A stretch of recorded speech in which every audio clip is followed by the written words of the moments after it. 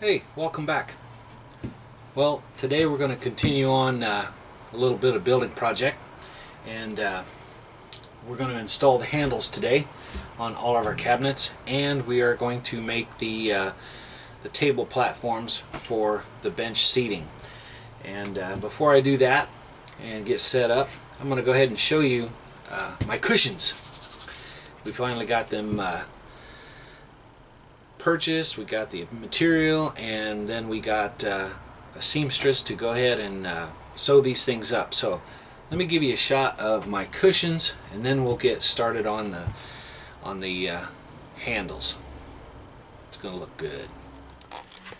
So I purchased the material at a place called Affordable RVing. I bought way too much. I bought about 20 yards, and it only took about 11 to make all the cushions, but they look really nice in the camper here. Yeah, they look real good.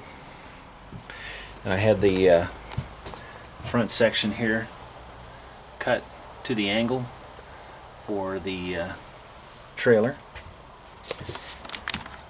which looks pretty decent. So just a little bit of a notch here. Fits just perfect. Look at that.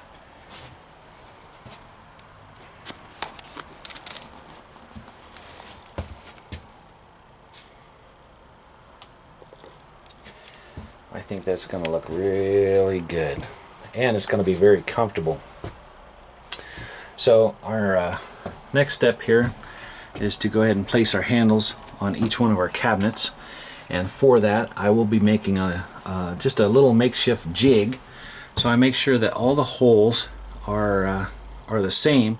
So when I put them on the cabinets, they're all, I guess, horizontally. I don't know what I want to say. They're all in line. How's that? And so they're not crooked or one's higher than the other. And we'll make sure that we have them all in the same spot, so when you look at it, it's very pleasing to the eye. I think that's going to look very nice, and we'll get going on that. And then we'll begin making the tables, and we'll do the supports along the side of the bench seating on each side here. So we'll run a rail to support the table. I have the pedestals and the mounts that mount to the floor and the bottom of the table ordered. They should be here, I'm hoping, next week, and then we can have table set up. This one here, I have a feeling that once I get it in place, that's pretty much where it's going to stay. It's just going to be a full bed 90% of the time. So with that said, let's get to drilling some holes. So here are all the handles ready to be installed. And when I purchased these, in the package that they come in, they came with screws, but I had to purchase a smaller size screw because the cabinet that I have is only a 1/2 inch thick. So if I were to install those, I'd have quite a bit of room to spare, and I'm not going to jack it up by putting a bunch of washers behind it. So with the shorter screws, if I can get this thing around here, then we have a pretty nice fit. So let's make our jig, and we'll install our handles. So here's the jig that I made for my handles, and so I used a 1/2 inch on the outside and a little spacer here, and also on the inside. From the end of the spacer to the top where I want to drill my holes, it's about 1.5 inches. That's about how far up I wanted the handles to be up on the cabinet doors. And then when I put it up, I put a little sacrificial block behind here, so when I drill the holes, it doesn't splinter the back side of the cabinet out. It leaves a nice clean hole. So I've already installed one. Let me show you what that looks like, and then I'll show you how I put the jig up here, and we'll drill some holes. So this is the first one that's installed, and did a fine job. No splintering or anything, so nice and clean, and it looks pretty good. So we'll install the other two, and hopefully all three of them will be in line, and it'll look pretty decent. Don't want them all crooked and stuff. So let me set up and show you how I do that. Okay, so here's my jig. I just slide it onto the to the cabinet, and then I measure the distance here to make sure that I've got equal distance on each side. Like I said, it's not a science, so get as close as you can. Right now it's about 6 5/16 per side, so it'll be centered. And then I take a little sacrificial block. I'm going to put that right behind. And then I have a couple of clamps that I'm just going to clamp on here. So when I'm drilling, I'm not pushing the wood back out, so defeating the whole purpose. And there we go. And then we can go ahead and drill our hole.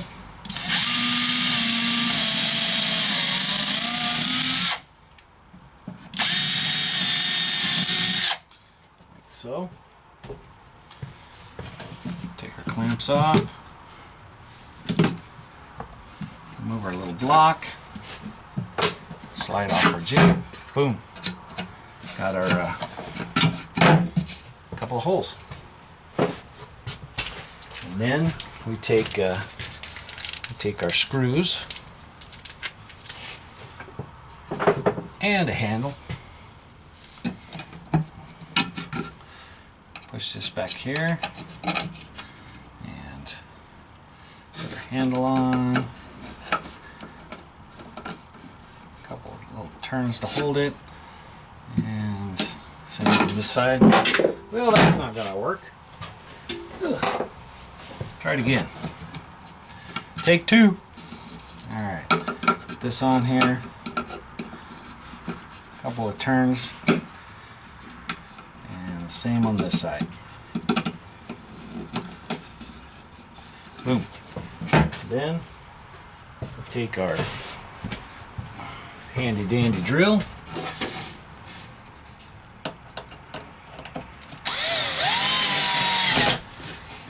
And fasten that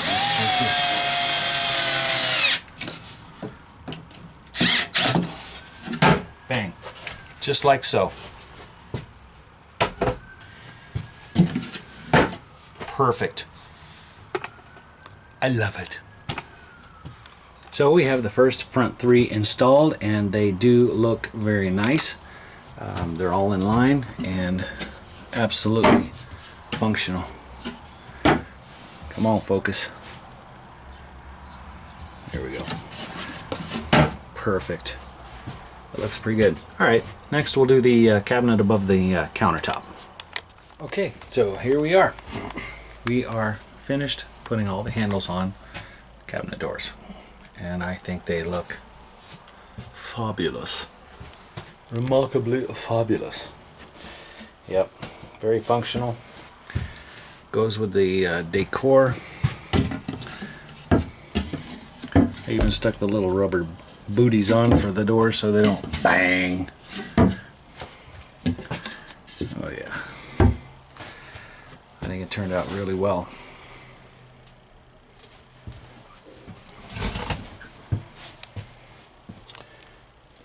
What do you think? I think that's I think that works very well. Yes, I like it a lot. Okay, our next step is going to be working on our tables for the front and the back. And like I said, I have the pedestals ordered, and they should arrive next week, and then I can install those. Those are just going to fit flush on the floor and flush on the bottom of the table with a little stanchion rod, and should work really well. I think I'm going to build a little cubby cabinet here in between the two bunks in the back, just for a little bit more storage. I think that's going to work really well. Plus it'll shorten my table up, so when I do put the table up, I can slide it back a little bit and have room for a person to enter on each side. Not that I'm going to use it much, because I think once it's made, I'm just going to keep it in the bottom position and have a bed in the back, and we'll call it good. I'm not sure how often I'll use the table. And then we'll cut the countertop. So out here I do have my material for the counter, and I do have my Formica for the countertop. I'm going to use an oak plywood. That was kind of expensive, but I think it's going to look pretty good, because I'm just going to cut the table, give some nice radius corners, and do the same to the edge as I did on all my cabinet doors. Use a banding and apply that, and then not stain it, but go ahead and varnish it, and gives me that natural wood look. I think that's going to look pretty good in here.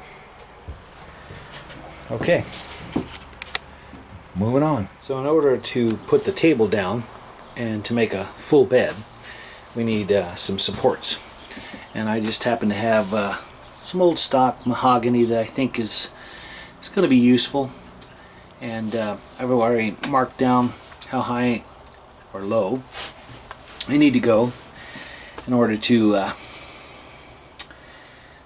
get the proper, let's see here, oh yeah, nice. So that'll give me a nice flat surface all the way across. Anyway, so I went ahead and cut my angles here, and basically it was squared off at the end, and I put it up and marked my line and cut it, and it fits. I'll also have one that goes across here. We'll get that cut here shortly, but we'll extend this part out to the end, and this end will be at a 45 and be nice and smooth. Anyway, give a nice resting stop for the table. So let me go ahead and get those fastened. I'll get this done before we cut the table. So I went ahead and put a bevel on this edge here. It's a 45 on each side, just so you don't pump your knee into it. But there's a trim that's going to go on the edge here, a corner trim. So I may have to remove this and bring that back just a little bit, which is no problem.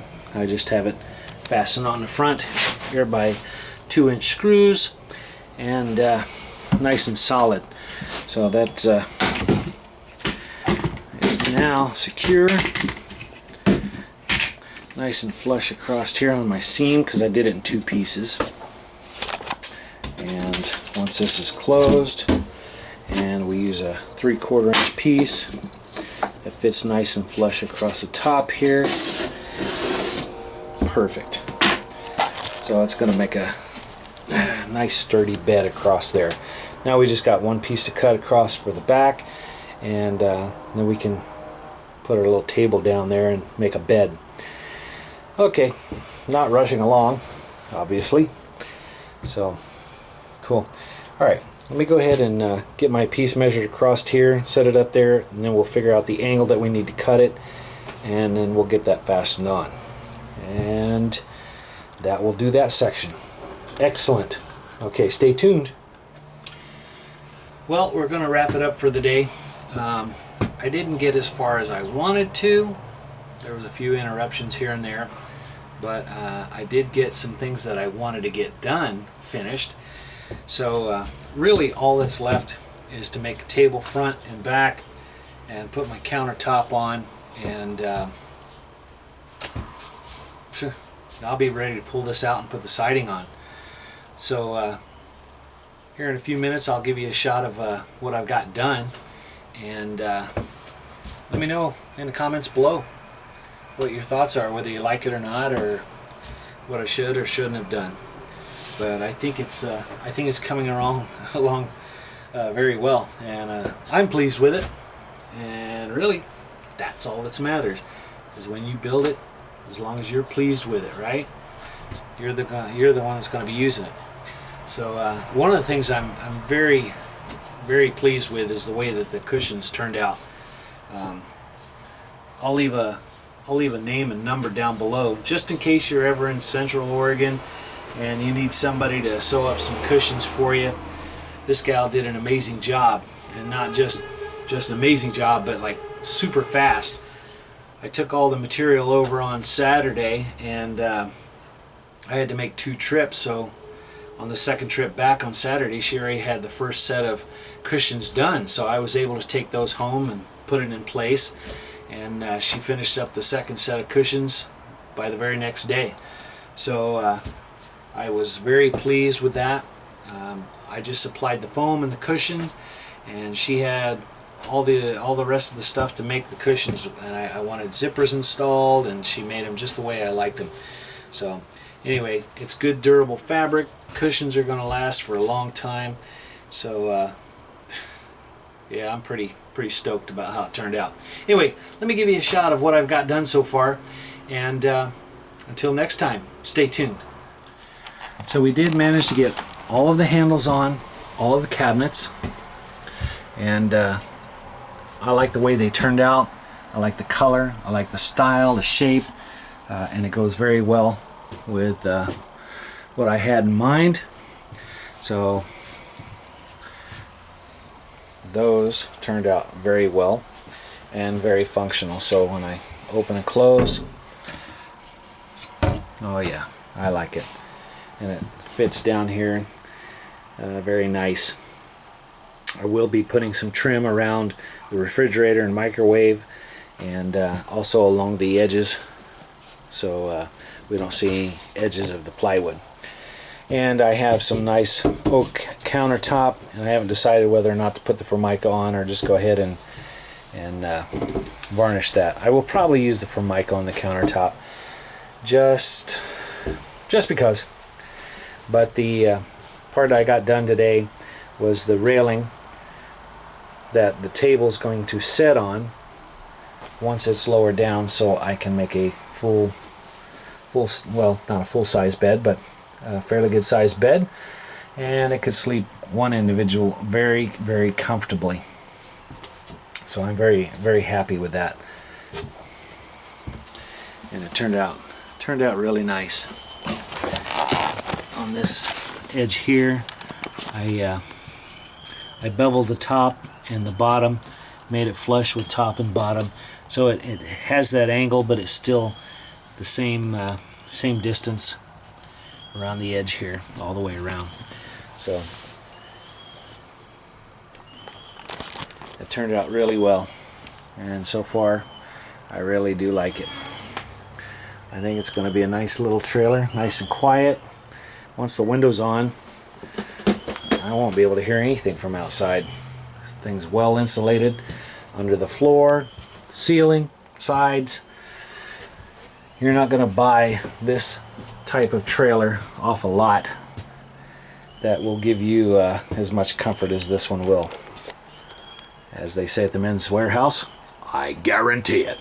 Okay, well, thanks for watching, and I hope you enjoy the videos. More to come, and we'll keep building on this thing now that we have some really nice weather. Until then, stay tuned.